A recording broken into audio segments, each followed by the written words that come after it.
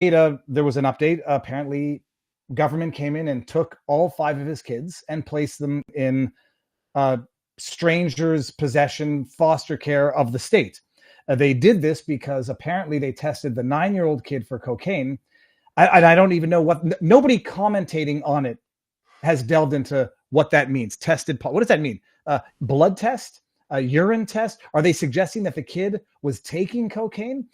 Bottom line, the headline, the information that was leaked, confidential information leaked from the court. And some people are going to say, "Oh, you like leaks when it helps you, but all of a sudden you don't like leaks." Something fishy is going on, and that is my only takeaway from this. They leak this private information that the kid, the 9-year-old, tested positive for cocaine. I listened to your bourbon. I listened to a couple of other people's streams to see if I could make sense of it. It doesn't seem like anybody's even asked a question. What was the test? How did it work? Was it a urine blood test or whatever? And so they just repeated. Tested positive for cocaine, 10 times the limit.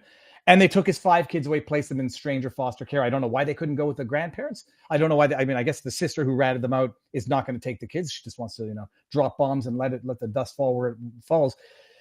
Tell us, so in your Bourbon with Barnes, you mentioned it was a hair follicle test. How do you know? And what is the nature of that test?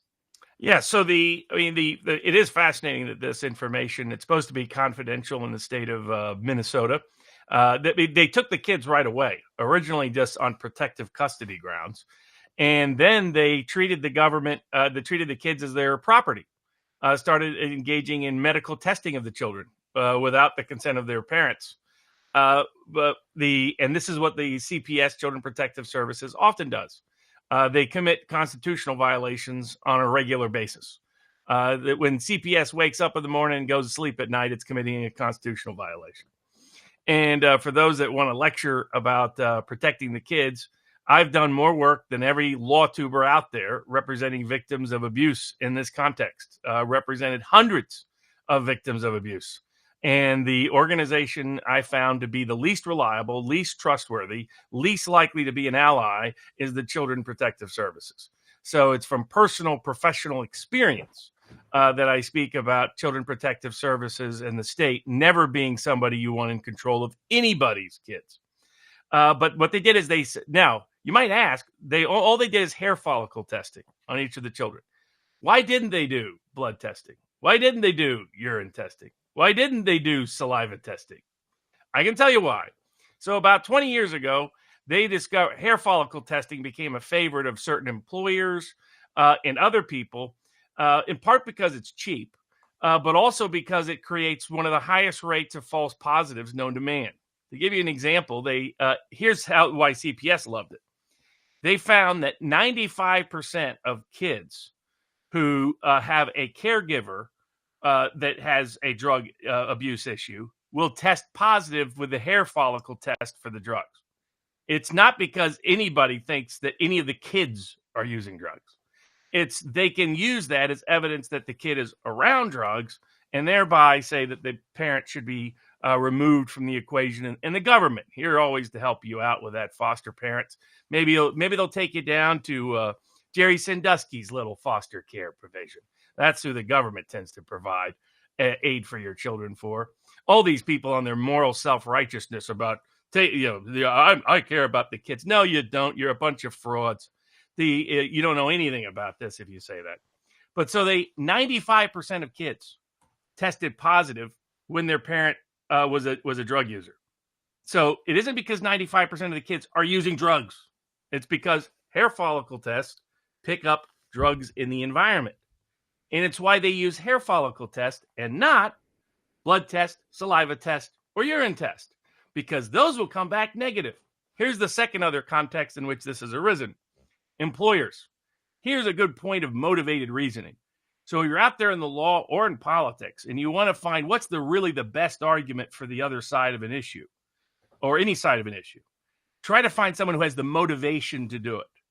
Here's who doesn't have the motivation. Children's Protective Services. They use this to steal people's kids on a regular basis. They have no incentive in telling you why hair follicle tests are unreliable for the purposes they're propounding it for. Family court judges who don't care about the Constitution to save their lives. the police who love it because they get to use it to incriminate people and put people in a position where you either have to sacrifice your kids or sacrifice your liberty, which is what they're trying to do in the Minnesota case. If you want your kids back, you better go to prison for 5 years and confess you're guilty. That's the leverage. They actually use people's kids as leverage in a criminal case. Welcome to the real criminal justice system. But none of those people have any incentive for it. Now, here's who did. For example, they considered hair follicle testing for truck drivers. They considered hair follicle testing for government workers. Well, those people did have reason to object. They didn't want to lose the truckers, and the government workers were like, you're going to take away my job for nothing. So they fully researched it. And what did they find? Hair follicle testing is notoriously unreliable for determining an individual's own use. To give you an example, years ago, they were doing it for other purposes. But in Barcelona, they found 1 out of 4 kids tested positive for cocaine in the hair follicle testing. Now, does anybody think all the kids were like all the 10-year-olds in Barcelona are running around doing Miami Vice imitations from the 1980s and doing a line of coke before they played football each weekend? I don't think so. It's because that's how high the rate is for that testing. By the way, if you have pot in your system, you like hair follicle testing because it is notoriously inaccurate and gives false negatives 70% of the time, even when you just, did some weed. So it depends on which one. But the employers all figured this out. The truck drivers all figured this out. They're like, if you're going to do hair follicle testing, you have to follow it up immediately with a blood test, saliva test, or a urine test. And guess what we've found? So we've got real data now over a decade plus. Over 90% of the people who test positive for illicit substance use in the hair follicle test, turns out they don't have it anywhere in their body when they do a blood, urine, or saliva test. In other words, a 90% false positive rate. I'll tell you what probably shocked the people in Minnesota. Remember that earlier study? 95% of the kids test positive if they've simply been around drugs. And yet 4 of the 5 came back hair follicle tests completely clear of anything. That means that the allegations that there were like drugs everywhere is clearly not the case. That I'm sure they didn't expect that. They expected all 5 kids to come back with the hair follicle positive because it's in the environment. And there's 100 ways. If your hair is darker, if you're African American, you're also more screwed. I mean, there's all these.